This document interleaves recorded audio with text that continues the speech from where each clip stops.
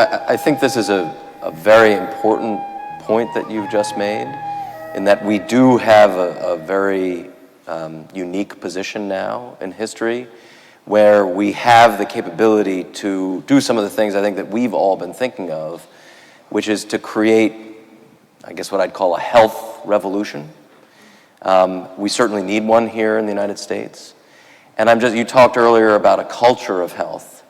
And I'm just wondering what you think might be ways that we in the United States can take advantage of some of the wisdom of traditional Indian culture to help create a health revolution here. I think one fundamental thing that we have to fix about this wisdom business is wherever I go, people say ancient wisdom. No, wisdom has to be contemporary. Ancient wisdom will not work.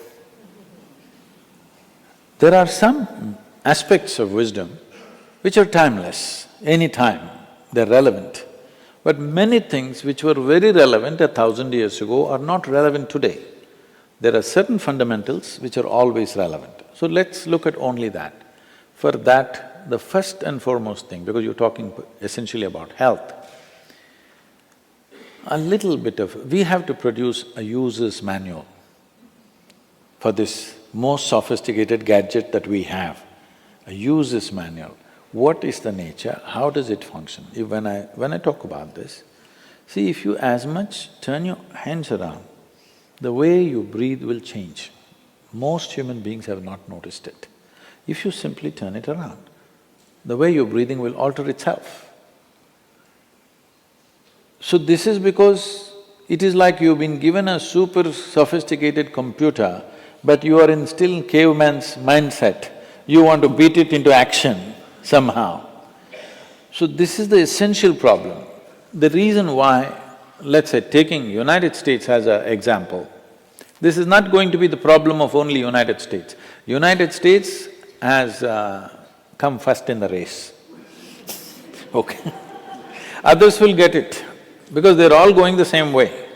Right now, US is a stark example.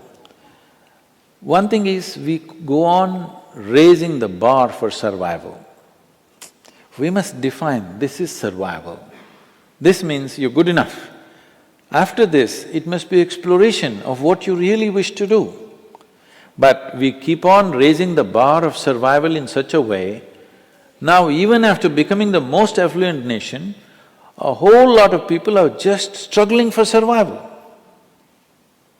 This is senseless. And affluence means your survival is done thing, isn't it? But like you just mentioned, they're working 3 jobs to survive. This is not affluence, this is horrible poverty. At least in India we can sit back and enjoy.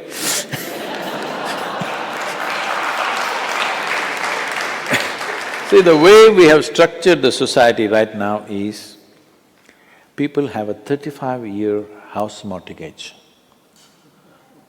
I mean, if you have a 35-year economic commitment to something, tomorrow even if God popped up here, you can't change the direction of your life because the bank is here.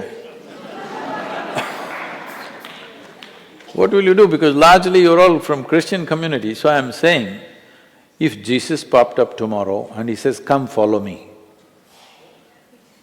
you're not going because, no, not busy, you got monthly payment. You got bills to pay, insurance to pay. You can't change. This is a silly way of organizing our lives. The very reason why we want to become affluent is so that depending upon what life offers us, we can change the direction of our life whenever we want, isn't it?